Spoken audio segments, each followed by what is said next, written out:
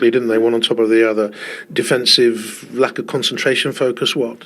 I don't want to put a word into it, but it's nowhere near the standards that we have to demand. And it's a really thin line against them because they keep you on the verge all the time. And you want to win games and win games by big margins. Those kind of things we cannot be part of our game. How do you feel you come back to your former club and you go away with a point 2-2 from a position that looked impossible for you at one stage? Fantastic, brilliant. The players, how they reacted after the 2 goals was fantastic. To compete like we did is the only way to try to get something here. We take the point, we move forward. It's a tough place to come. It's true they had many chances, but I think we defended with our bodies on the line and we did really well. So I think in the end 2-2 is a good result for us. You can see what it meant to you when you thought you'd won the game with the goal, the shot that just flicked in off Kai Havertz. Have you seen that since then? Yes, I've seen it. For one angle it doesn't, for the other angle it does look like handball. It's okay. The decision is done. We had many other chances that we could have put away without that goal, but it's a blow because obviously the energy comes up and a lot of relief, and suddenly the goal is disallowed. Yes, Arsenal lose ground to Liverpool, and given that they were 2 up, and a lot of the talk has been about how they're not scoring from open play, but it was at the other end of the pitch, wasn't it, really, that they faltered? Yeah, they had no William Saliba in the squad today. Yeah. They had Justin Timber, who's a right-back, playing centre-back, and Thomas Partey, who's a centre midfielder, playing at right-back, and it cost them today. There was 2-0 up in the game, when they needed to see the game out, they couldn't do it. So this is Aston Villa's first goal. Aston Villa are occupying the back 5 as it is now with 5 players. We've highlighted Declan Rice. And then if you just look at Justin Timber, who's pointing to the right, and if I'm a centre-back now, I want my midfielder to slide across maybe 4 or 5 yards to screen Ramsey, so then I don't have to go out and mark him. As the play rolls on, there's a diagonal pass out to Digne. If Rice was over now, Timber wouldn't have to go all the way out of his slot in the middle of the pitch. But as he does, you'd prefer Rice to be in there so they're centrally solid. Partey's now up against Digne, who's one of the best crossers in the league. He doesn't get close enough to stop the cross going in. And then if you just look into the centre of the pitch, you've got Marino and Tielemans. Marino is goal side, but Tielemans gets the run on him, and then it ends up in the goal. But all of the above accumulates to this, which is a fantastic goal from Villa's point of view. But if you're Arsenal and you're in the lead, that's a really poor goal to concede. Now, this is the second goal. They're okay at this point. That's the back 4. They're in a good shape. We've highlighted Partey marking Ollie Watkins. Great cross from Matty Cash. Partey steps up for, I'm not sure why. The goalkeeper can't come, and it's a really clever finish from Ollie Watkins. So, from Arsenal's point of view, I think anyone involved with Arsenal right now feels like this fella in the stadium 15 minutes after the game, just frustrated because it's just silly goals. That the manager said it afterwards.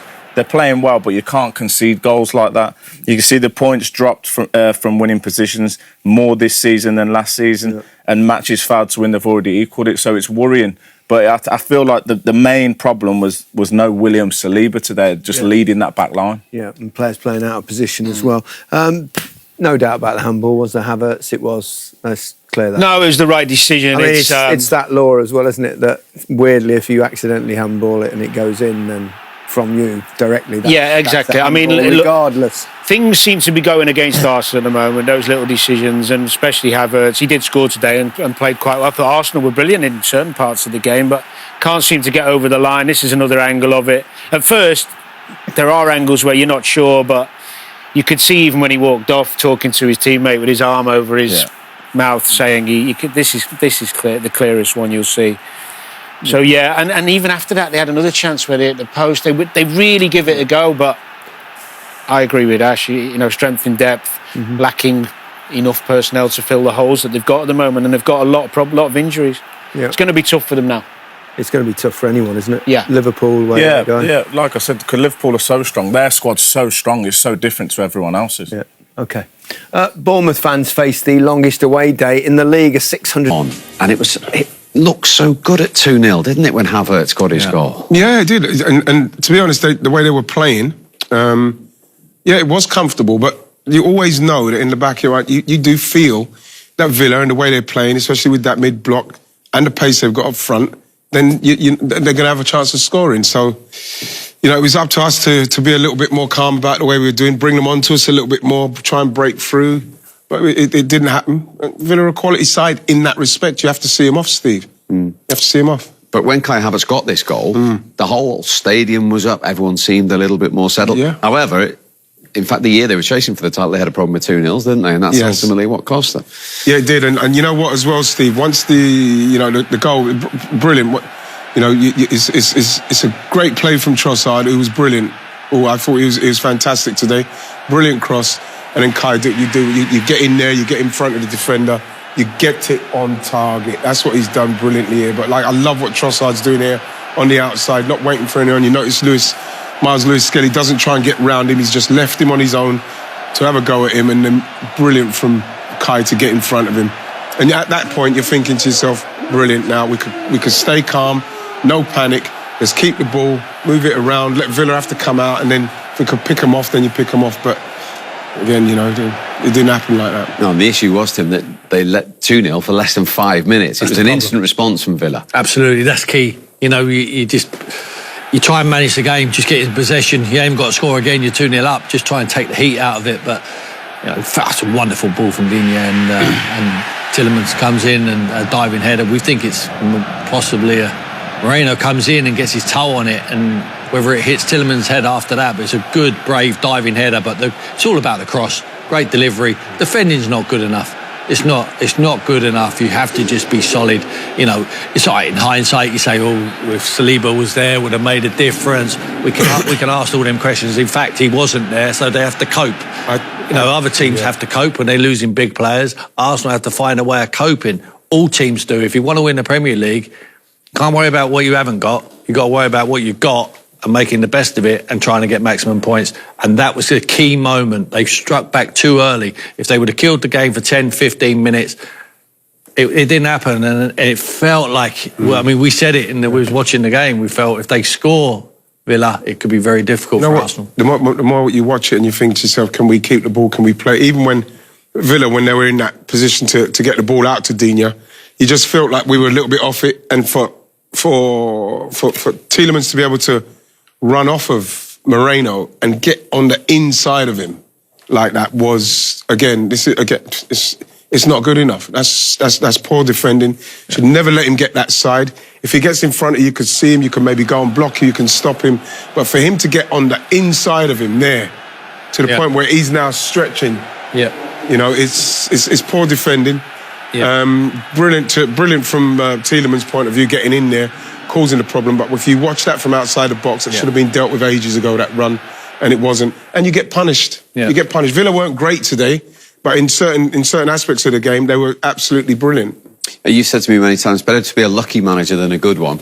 Unai Emery was about to take Ollie Watkins off. John Duran had his tracksuit top off. The number was prepared. Yeah. The piece of paper was into the fourth official, and then this happened. And then this happens, right, he would never have been in this position because they never ever brought him off. But Ollie was coming off. Wonderful cross to the back post, but it's poor defending.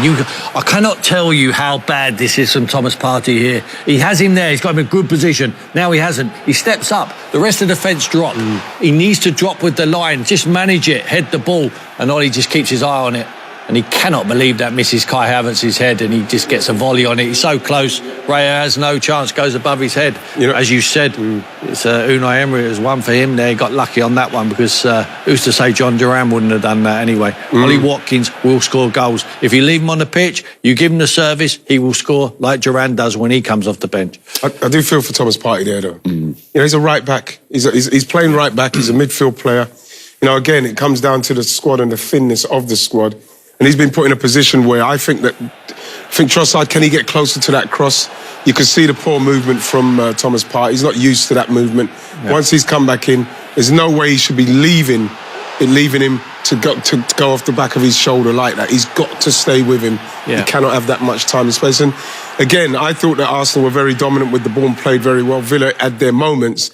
And there are two moments there what cost us, really cost us, because they punished us. They were ruthless with them. They're chasing one team, which is Liverpool. And I put myself, and I look at them 2 goals there, and Marino for the first one. Thomas Partey for the second one. And I look at how Liverpool would have dealt with that. And all I see is Gravenberch. Gravenberch does the ugly side of the game. He's responsible. He sees it. He defends. He helps out his defenders. I think these Arsenal players play for themselves too much to say, well, that's my job. I'm a midfield player. I feel for Thomas because he's not a right back. They're asking him to do a job because it needs must at the moment because of the injury problems they have. But you need to be diligent. You need to do your job. You need to be responsible for your team. Unfortunately, the two central midfield players, one playing right back today in Thomas Partey, have cost them today because they haven't been willing to put their bodies on the line and do their jobs properly. They're just intent of just waiting to get the ball forward and then they want to join in. We can all want to join in and play and go forward and create chances and score goals. Sometimes you have to put tackles in. You have to get your goal side. You have to head the ball out of the box. They're not doing that well enough. Whereas Gravenberch for Liverpool is doing all that and more. OK, let's hear from the man who did punish Arsenal with that second goal, killer goal in the end, Ollie Watkins. Even imagine the crowd arriving here, blimey, no Saliba. But I guess that kind of feeling sorry for yourselves doesn't get you 3 points. No, and what is given is a lot is the fact that we just face it and we go again. That's the way we have to do it. So what sort of game do you expect, Mikel? Well, depending on their approach, really, because they have various approaches with the ball. Is a team that obviously wants to play, wants to be dominant. They have a lot of quality. They have good patterns, and defensively they have different kind of behaviors. Sometimes more aggressive, sometimes much more passive and zonal, and depends on our behavior as well. So do you have to be ready in the early part of the match to adjust, depending on what you see from them? Yeah, because as well they pick different kind of wide players, you know, and then they can overload inside, which is what they like to do as well. Okay, good luck. Thank you. Well, Unai, your team were absolutely superb in winning here last season. Can that performance help you today, maybe in how confident and comfortable your players feel, and maybe in the tactical aspect as well? Good afternoon. It's a new history. Of course, our experiences can help us, but it's different moment, different how they are, different how we are as well, and always it's very difficult the way. And of course, here in Arsenal is more difficult, but our idea is try to compete with our best collectively, individually, respecting them, and trying to adapt of them, and then play with our personality. And of course, enjoy this way, enjoy playing here, enjoy how we are as well in the table, more or less with the opportunity again to be close to the top 7, top 8 position. And it's a really great challenge here, but we are happy playing here. He'd dearly love to win back at the Emirates, just as he did last season as well. But over the last 11 Premier League matches, no one has more points than Arsenal. They're in good shape, but you heard Mikel Arteta explaining Saliba's absence there. I know you've got other defenders, but we talked about this partnership so often, haven't we, with Gabriel? Yeah, it's been the bedrock of Arsenal and all the success they've had in how good they've been defensively. And obviously, you look at the team and it's quite dishevelled apart from Gabriel. So there's going to be a lot of pressure put on them. You'd expect that from Villa, but Villa are very passive. Villa won't go and press them. Villa will, like what they done last time. What worked so effectively for them is like they go into that mid block and let Arsenal try and break through them, and they might pick us off. But I think that they should go into the game, Arsenal, knowing that they've created chances, and they're just going to have to take those chances. We've got to be positive. I can't worry about Liverpool now. What they've done their job. The main thing for Arsenal is not to lose this game and make sure that you kind of put on a good enough show to make people realise that you're serious contenders. And we watched Villa ruin David Moyes' homecoming in the week, but prior to that, they'd lost 5 in a row away from home. They haven't been the same side away from home as they have been at Villa Park. They haven't been great, but they can't, I said at the beginning of the season it was impossible for them to emulate what they did last year. It was incredible for them to finish in the Champions League spots, and they were enjoying that run. But it was going to take its toll. You know, a lot of extra games. Squad's not fantastically strong, but yet win this. But they win. And they're level on points with exactly. fourth. I mean, they've done a brilliant job. He's a top drawer manager, and no, but he would say he's at another club now. He's not thinking about Arsenal. I'm telling you, he's thinking about Arsenal. He weren't happy that he got released from Arsenal Football Club. He put a massive dent in Arsenal's charge last season. Beat him home and away. Huge amount of pressure on Arsenal. I think now he will want to win this game more than anything. It's a massive dent for Arsenal, watching that Liverpool game, Brentford, not taking the points, any points, because it looked like a draw until the last few minutes. It would be a huge dent to the morale of Arsenal. But they've got to get on with it. Right, he's absolutely right. But not only the players, the crowd will come and they'll be down. They'll be thinking, wow, we were nearly close and we could have clawed back. But they got to get on their own job. Can't think about that now. But this place would have been absolutely jumping if Liverpool would have drawn that game at Brentford. No, the thing with that is that you can't, I think from Arsenal's point of view, they can't be looking at what Liverpool's got to do now because, like I say, I thought the Tottenham game the other day was quite dominant in the way they played and chances they could have taken earlier on in that game made it more comfortable. Villa will be, like I said, a different proposition, but I think they should go into the game. Obviously, there's the defence is probably weaker without the players that we normally have in there. But at the same time, Steve, this is a team that's still in touch. It's still in touch. You're at home against obviously a very difficult team in Villa, but you've got to go out there and you've got to give the crowd something, Steve, so as they can back you. And then, you can get off the momentum of that. And I guess the ideal scenario is give them an early goal because everybody's talking about all these chances created. Mm-hmm. What was it, 63 in the last 3 games? Yeah. 3 goals scored. Yeah. I mean, it's getting rammed down their throats, this. Well, it is. And people saying about the striker, but of course, when you're making that many chances and you're not scoring, of course the fans, the players, you do feel a little bit insecure about, are we going to be able to finish this game? It felt like it was happening against Spurs. What's got to happen today is they've got to play with the same energy, same gusto, make those chances, take those chances and go from there. And Villa are coming up against the best defence in the league. I know Saliba's not there, but they don't give you much, Arsenal, particularly at the Emirates. No, he's obviously a huge miss, but I think he's not been fantastic this year, Saliba. I think Gabriel's been the top stand-up centre-back. I think he's had a few wobbles in recent months, but you still have him. I still think he's top draw. For me, if I'm Unai Emery, I'm telling them in their dressing room that all the pressure is on them. They need to win. I think they cannot lose any. I said the other night after the derby that they can probably lose 2 games now between now and the end. Business once more on the back of that very important equaliser. 1-1.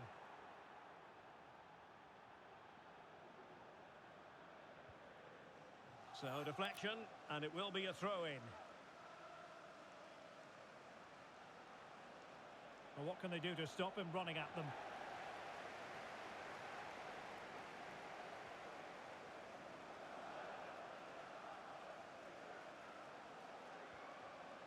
Romeo Lavia. And there it is, the half-time whistle.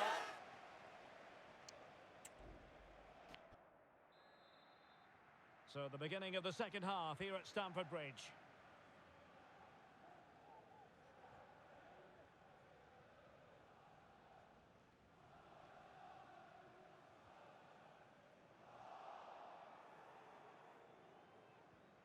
Possession 1.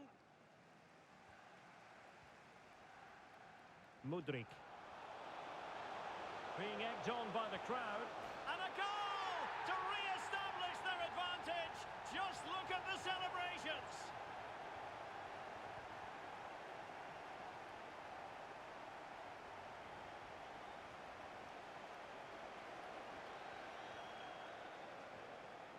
Palmer. Business once more on the back of that very important equaliser. 1-1.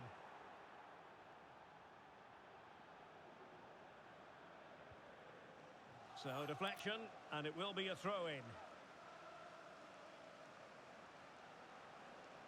Well, what can they do to stop him running at them?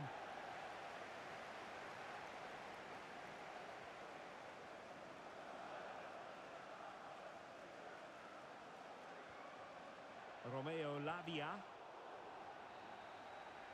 And there it is, the half-time whistle.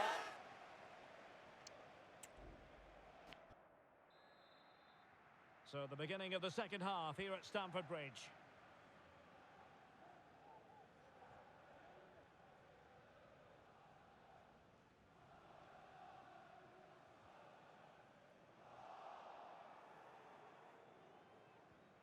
Possession 1.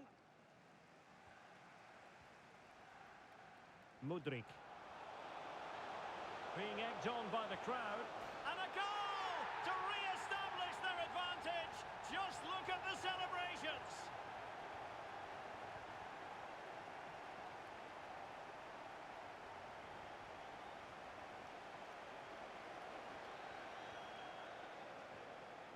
Palmer.